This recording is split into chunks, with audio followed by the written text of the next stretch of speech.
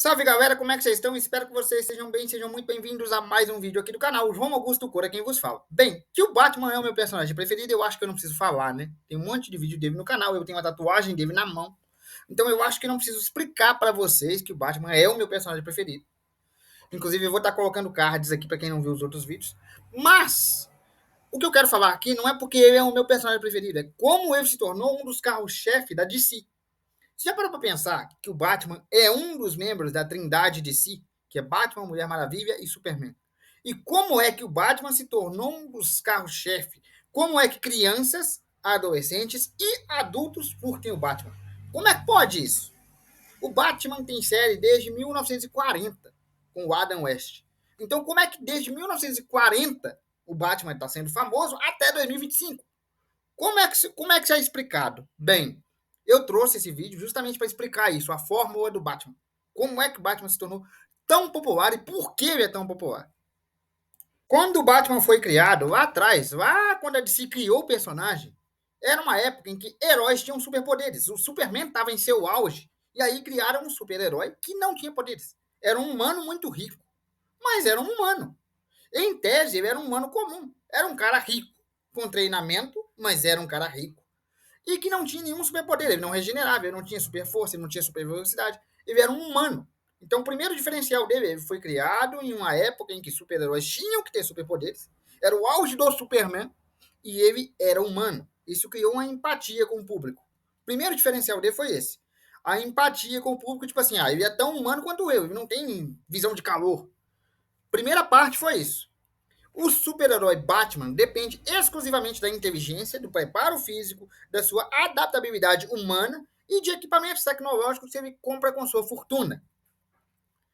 E agora vem outra ideia, a ideia da dualidade. Outra coisa que chamou muita atenção, porque na época em que os super-heróis eram muito poderosos, o Batman era humano. Mas e a dualidade do Batman? Outra coisa que chamou atenção, além da humanidade, foi a dualidade do personagem. De um lado, um vigilante sombrio, violento e brutal. E do outro, um playboy excêntrico e glamuroso que gastava fortuna com mulheres, bebidas, champanhe e festas.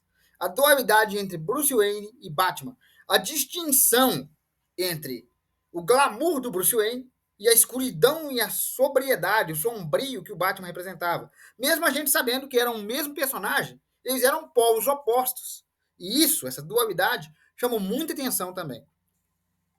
Outra coisa que chamou muita atenção também foi uma das fórmulas do sucesso do morcegão.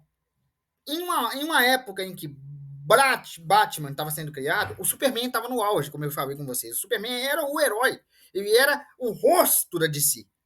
E ele era um alienígena superpoderoso, invulnerável. O Batman era um humano.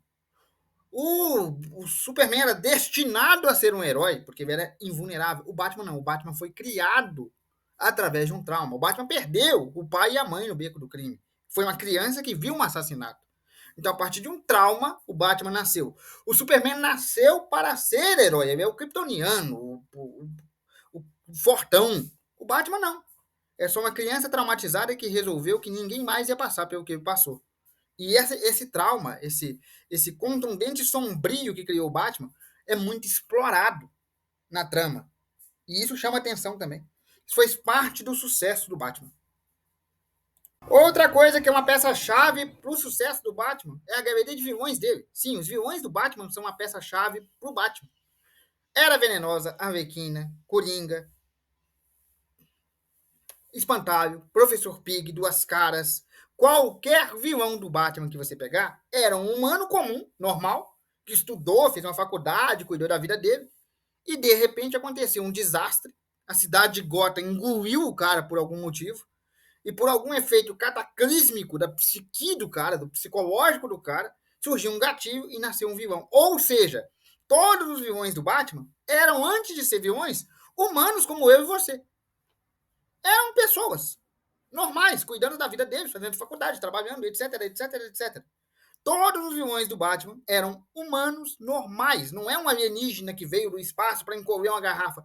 É um cara que se ferrou na vida e por ter se ferrado, a psicológico dele não aguentou, ele ficou abalado e se tornou um criminoso. Então, basicamente, Todos os vilões do Batman, antes de serem vilões, eram humanos. Tão humanos quanto eu e você.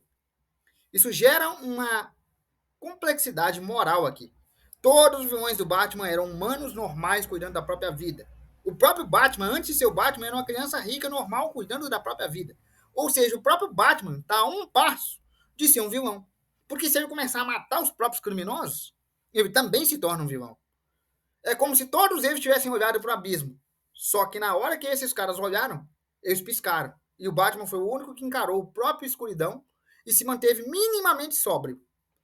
E isso é muito legal.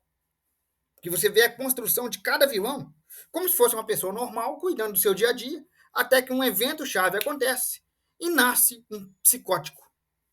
Isso é muito legal.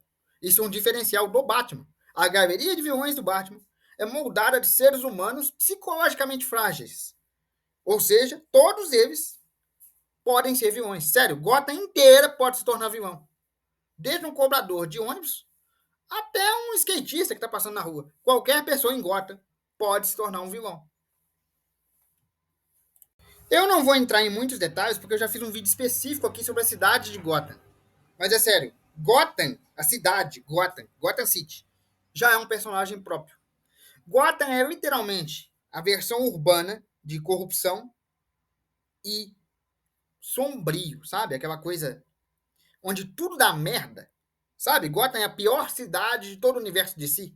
Não tem segurança, não tem infraestrutura, todos os políticos são corruptos. Tudo que é para dar merda no meio urbano, deu. Então Gotham se torna um personagem próprio. A cidade é um personagem. Isso também é uma característica exclusiva do Batman. Superman também tem isso, tá? O Metrópolis é um personagem próprio. Só que Metrópolis é uma cidade mais alegre, né? É uma cidade mais bonitinha, mais alegre. Central City também é uma cidade mais bonitinha, mais alegre. Agora, o meio caótico de Gotham, só o Batman tem. Eu expliquei melhor um vídeo sobre Gotham, um vídeo aqui no canal. Eu não sei se eu vou conseguir encontrar ele, mas se eu encontrar, eu vou colocar no card para vocês, tá bom? Agora a gente sai do ficcional, do fictício, dos quadrinhos, né? Sai do ambiente criado para o Batman e vai para o mundo real. Por que o Batman é tão rentável? Por que dá tanto dinheiro? Porque o Batman é um dos pilares da DC, porque ele dá dinheiro. As histórias do Batman vendem, os filmes do Batman da bilheteria, as séries do Batman dão audiência, os brinquedos do Batman vendem, camisas, tudo que você pôr no Batman vende. Seja para criança, para jovem ou para adulto. Desde os anos 40, o Batman vende. E por que ele vende tanto? Porque ele é adaptável. E não estou falando do personagem, estou falando das histórias. Se você colocar ele na mão de um escritor que quiser apresentar ele para crianças, coloca ele num tom mais cartunesco, mais divertido, mais alegre, mais assim, de piada, tipo Batman Cruzados, tipo Batman Bravos e os Destemidos, por exemplo. Vou dar um exemplo de uma animação aqui. Batman Bravos e os Destemidos. É um tom mais assim, mais infanto-juvenil, né? E apresenta o Batman para um público mais tranquilo, mais infanto-juvenil. Tem aquele ar de herói, né? O cara vai lá, dá uns socos e tal, mas não é tão sombrio, sabe? Não é tão violento. É uma coisa mais amena para se apresentar para um público mais jovem. Ah, eu quero apresentar para um público mais infantil ainda. Existe Batman Lego. Né? Existe o Batman Lego, que é ainda para um público mais jovem ainda. São pecinhas de Lego e tal. E vende. E vende muito. Então, assim, de novo, a gente foi de um público infanto-juvenil para um público quase criança. Né? Fomos do Batman Bravos e Destemidos para o Batman Lego. Agora, você quer pegar um público adulto? Piada Mortal. Você voltou com o Batman lá para o patamar do público adulto. E vende do mesmo jeito. Você quer pegar um público mais clássico? Liga da Justiça, do Tim Burton, que eu já fiz um vídeo aqui no canal. Pegou um Batman e apresentou ele para uma geração inteira. Ah, mas o Bruce Wayne não pode ser imortal, ele é um humano. Resolveram esse problema também. A gente sabe, e os escritores também sabiam, que o Batman é uma máquina de imprimir dinheiro, mas o personagem Bruce Wayne tinha que morrer. Mesmo que ele morresse de velhice, ele tinha que morrer, porque ele era um ser humano. E aí surgiu o Batman do futuro. E o manto de Batman foi passado de um Bruce Wayne mais velho para um personagem mais jovem, no caso Terry McInnes, que foi muito bem aceito, foi criado por um filme, mas depois ganhou uma série e posteriormente já tem uma edição de HQs com ele, ou seja, foi muito bem aceito. Então passaram o manto do Batman para outro personagem para que o Batman continue, mas o Bruce Wayne possa sair de tela, perdão. Ou seja, mesmo sem o Bruce Wayne, o Batman ainda existe. Você entende que o Batman está ligado ao Bruce Wayne na sua criação, no seu conceito. Mas, independente se o personagem Bruce Wayne tiver que morrer, Gotham ainda precisa de um Batman, como a própria Amanda Waller reconhece. Então, como Gotham precisa de um Batman infinitamente, surgem Damian Wayne, surge Terry McInnes, surgem diversas outras pessoas que possam herdar esse manto. E no caso do Terry McInnes, é um caso que eu acompanhei a transição, que foi lá por meados dos anos 2000, e foi super bem aceito. Então o Batman continua rendendo muito dinheiro, mesmo não sendo o Bruce Wayne, que é o Terry McInnes. Entendeu? E o Batman continua vendendo, porque se você fizer séries, camisetas, produtos, bonecos, tudo que você fizer do Terry McInnes, Batman do futuro, vai vender. Porque já teve série animada, o cara é foda. O personagem foi muito bem encaixado. Então o legado do Batman permanece. E é por isso que o Batman nunca sai de moda, porque ele é altamente adaptável. O Batman não precisa ser o Bruce Wayne. Ele foi criado como Bruce Wayne, foi criado a partir da tragédia, foi criado sendo um humano. Então ele precisa se manter nesses quesitos.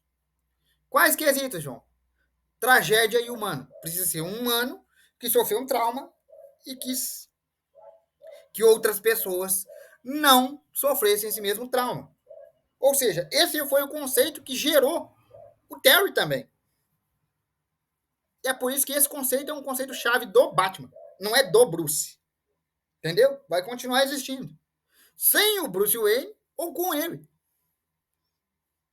Bom, galera, eu vou ficando por aqui. Espero que vocês tenham gostado. Um abraço, fique com Deus e até a próxima.